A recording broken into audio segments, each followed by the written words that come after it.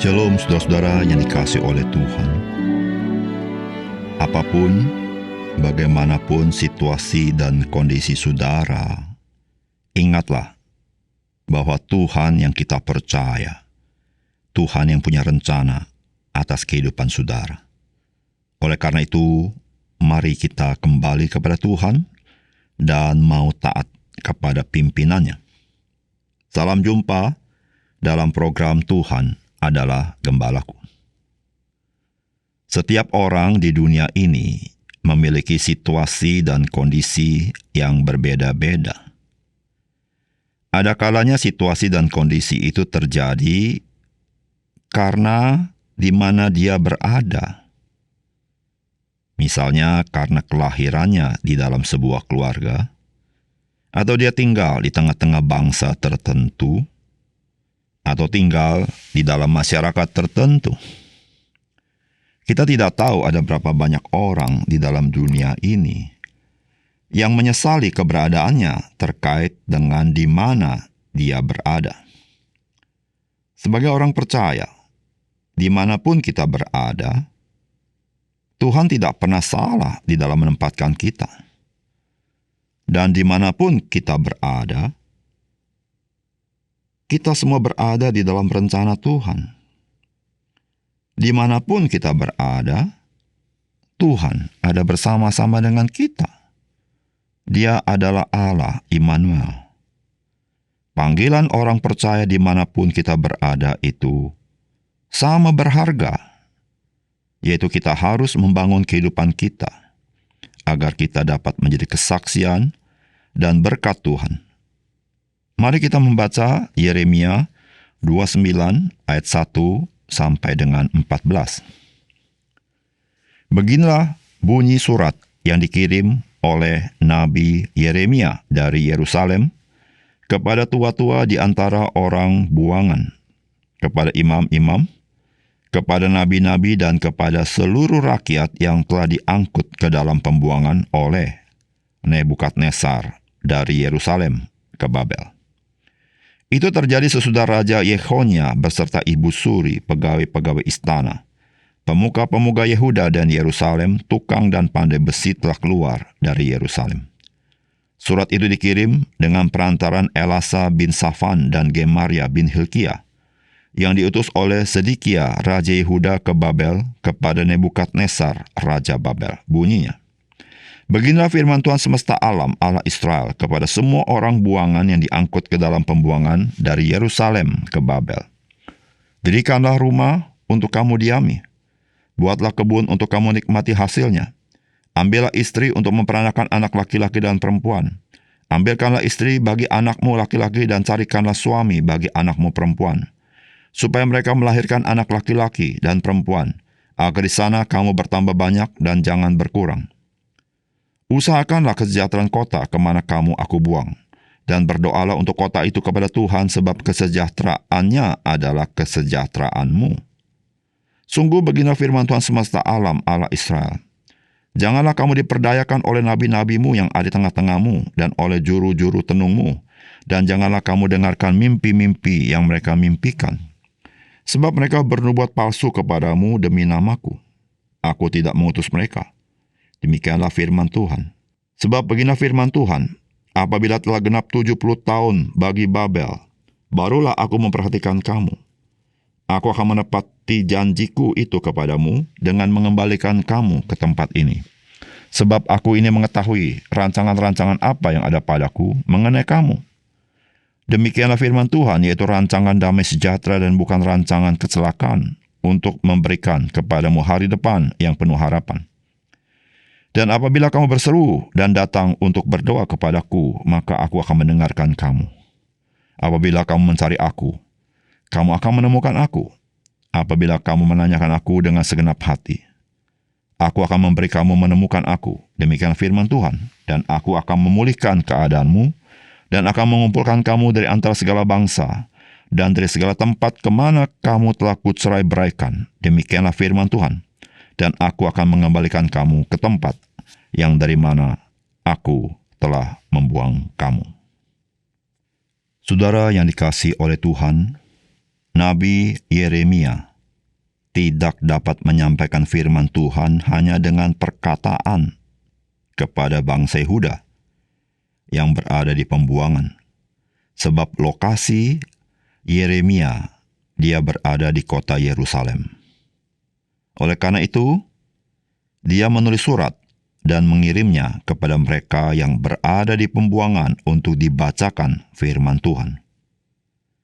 Tuhan pada abad pertama memakai para rasul untuk menyampaikan firman Tuhan, di mana mereka berkhotbah dan mengajar. Namun mereka tidak dapat berbicara kepada setiap orang dengan perkataan mereka. Oleh karena itu mereka menulis surat kepada jemaat Tuhan.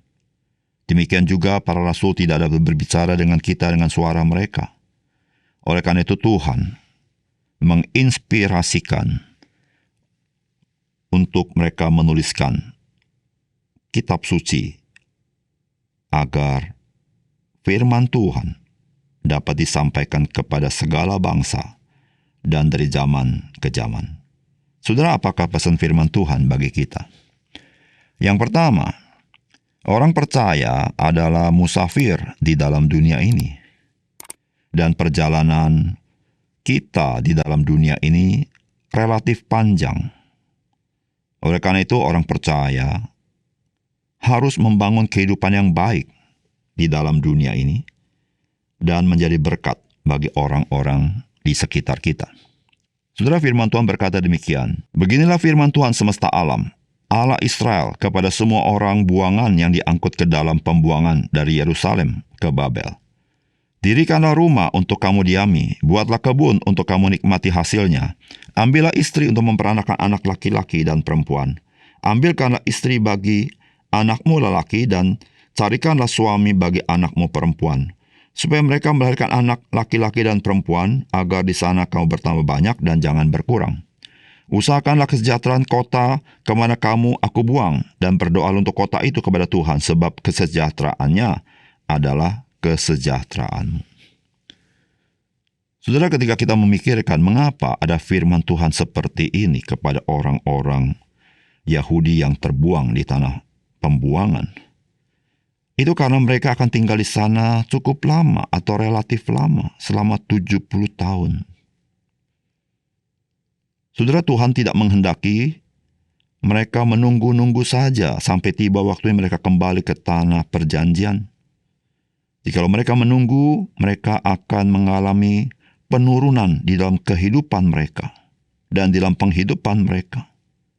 Mereka bukan saja menderita, mereka bukan saja tidak punya masa depan terhadap keturunannya, mereka pun menjadi kutuk bagi orang-orang sekitar mereka. Mereka menjadi orang-orang tidak disukai oleh lingkungan mereka, karena mereka akan menjadi orang-orang yang menanti-nantikan pertolongan orang lain dan menjadi pengemis di tempat mereka berada. Tuhan tidak mau umat Tuhan mempermalukan nama Tuhan. Oleh karena itu Tuhan memerintahkan agar mereka itu membangun rumah yang baik di sana, berkebun, menikmati hasil buahnya, lalu mulai mengambil istri untuk anak-anak laki mereka, mengambil perempuan menjadi istri anak-anak lelaki, dan mencarikan suami bagi anak-anak perempuannya, lalu mempunyai keturunan agar mereka itu bertambah banyak di sana dan jangan berkurang, agar mereka memberikan pengaruh kepada lingkungan mereka. Bukan itu saja, Tuhan inginkan bahwa mereka mengusahakan kesejahteraan kota di mana mereka berada. Mereka membangun usaha, membantu orang lain, dan berdoa untuk kota itu mohon berkat Tuhan. Mengapa? Sebab kesejahteraan kota itu menjadi kesejahteraan umat Tuhan juga yang tinggal di kota itu. Saudara, pesan ini adalah pesan yang sama kepada kita sebagai orang percaya. Saudara, kita tidak lebih dan tidak kurang. Kita adalah musafir di tengah dunia ini. Karena firman Tuhan berkata kewargaan kita di sorga. Tapi jangan lupa kita masih kewargaan di dalam dunia ini. Kita hidup di tengah dunia ini bukan menunggu, tidak berbuat apa-apa sampai Tuhan Yesus datang. Tetapi Tuhan ingin kita menanti-nantikan Tuhan. Dalam arti kita hidup sebagaimana Tuhan inginkan, melakukan kehendak-Nya, itulah menanti-nantikan Tuhan. Mengemban misi yang Tuhan berikan kepada kita, itulah menanti-nantikan Tuhan. Menjadi berkat bagi orang-orang sekitar kita, karena kasih sayang Tuhan, itulah menanti-nantikan Tuhan. Bukannya kita tidak berbuat apa-apa yang merusak hidup kita, bahkan menjadi kutuk bagi lingkungan kita, tidak disukai oleh banyak orang, karena kita menjadi parasit bagi orang lain. Tetapi Tuhan inginkan kita menjadi berkat bagi orang lain. Kita menjadi kesukaan bagi orang lain. Sehingga kasih dan kemuliaan Kristus nyata di tengah-tengah kita. Saudara, ingatlah, sebagai musafir di tengah dunia ini, yang satu kali kita akan berjumpa muka dengan Tuhan di dalam kemuliaannya. Kita perlu membangun kehidupan sebagai orang percaya yang baik, yang menyatakan kebaikan Tuhan dan menyatakan keindahan Tuhan. Yang kedua, ingatlah memang kita sebagai orang percaya perlu membayar harga karena kita taat kepada Kristus. Namun saudara, Tuhan mempunyai rancangan damai sejahtera bagi kehidupan kita. Setelah firman Tuhan berkata begini, sebab aku ini mengetahui rancangan-rancangan apa yang ada padaku mengenai kamu. Demikianlah firman Tuhan. Yaitu rancangan damai sejahtera dan bukan rancangan kecelakaan untuk memberikan kepadamu hari depan yang penuh harapan. Dan apabila kamu berseru dan datang untuk berdoa kepadaku, maka aku akan mendengarkan kamu. Apabila kamu mencari aku, kamu akan menemukan aku. Apabila kamu menanyakan aku dengan segenap hati, aku akan memberi kepada kamu menemukan aku. Demikianlah firman Tuhan. Dan aku akan memulihkan keadaanmu dan akan mengumpulkan kamu dari antara segala bangsa dan dari segala tempat kemana kamu telah kucerai-beraikan. Demikianlah firman Tuhan, dan aku akan mengembalikan kamu ke tempat yang dari mana aku telah membuang kamu. Saudara, firman Tuhan ini disampaikan kepada umat Tuhan ketika mereka masih berada di tanah pembuangan. Artinya, apa yang Tuhan katakan ini adalah sebuah janji. Janji yang baik yang Tuhan akan berikan kepada umat Tuhan. Dan saudara, kita sebagai orang percaya hari ini kita membaca bahwa apa yang Tuhan janjikan itu memang Tuhan genapi. Saudara, apa yang dituliskan dalam kitab suci itu adalah sebuah pelajaran bagi kita yang hidup hari ini. Supaya kita mengenal Tuhan. Tuhan yang seperti apa yang kita kenal. Saudara, Tuhan yang kita kenal adalah Tuhan yang punya rancangan. Rancangan damai sejahtera, bukan rancangan kecelakaan bagi umatnya. Rancangan untuk memberikan kepada kita hari depan yang penuh harapan. Dan harapan itu adalah, saudara, ketika kita mau datang berseru kepada Tuhan dalam doa, Dia mendengarkan kita. Apabila kita mencari Dia, kita menemukan kita. Itulah harapan di masa depan kita. Tuhan mau mendengar seluruh doa kita. Saudara, di dalam kesengsaraan umat Tuhan, di dalam keluh kesah mereka, dalam penderitaan mereka, saudara, Tuhan memberitahukan, Tuhan punya rencana yang baik dalam hidup mereka. Saudara, hari ini, mungkin kita sedang menghadapi kesulitan di dalam kehidupan kita. Ada banyak kesulitan-kesulitan dan aneka ragam kesulitan. Mungkin kita bertanya, Tuhan, mengapa hal ini terjadi? Saya hidup sebagai orang Kristen yang sungguh-sungguh. Saya melayani Tuhan. Saya selalu ingin jadi berkat bagi orang lain dan tidak pernah mau jadi batu sandungan. Tapi kesulitan seperti ini saya hadapi. Saudara, ingatlah satu hal. Bahwa Tuhan, Dia punya rancangan damai sejahtera kepada kita, bukan rancangan kecelakaan. Saudara, kesulitan-kesulitan kita hadapi bukan sedang melawan kita, tapi Dia bekerja untuk kita. Karena Tuhan, Dia di atas kesulitan kita. Oleh karena itu, saudara, ketika firman ini kita dengar, biarlah hati kita bergembira, kita bersuka cita, dan kita tahu kita mempunyai pengharapan yang pasti. Masa depan yang jelas, karena Tuhan mendengar seluruh doa kita. Ketika kita mencari wajah-Nya, Tuhan mau ditemui dan Dia siap menolong kita. Oleh karena itu, saudara, apapun yang kita hadapi, mari kita memakai iman kita untuk kita menghadapi apa yang kita rasa begitu berat. Dan kita tahu Tuhan di atas segala sesuatu yang kita anggap berat itu. Dan Dia melampauinya. Mari kita berdoa. Bapa surga, terima kasih untuk kebenaran firman-Mu. Biarlah sekali lagi firman-Mu menghibur kami, menguatkan kami. Saat-saat kami lemah, kami sedang mengalami pergumulan yang berat, dan kami tidak tahu jalan yang harus kami lalui.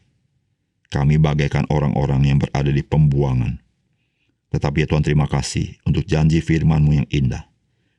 Tuhan yang kami kenal, Tuhan yang rancangannya adalah rancangan damai sejahtera, bukan rancangan kecelakaan. Terima kasih untuk firman Tuhan.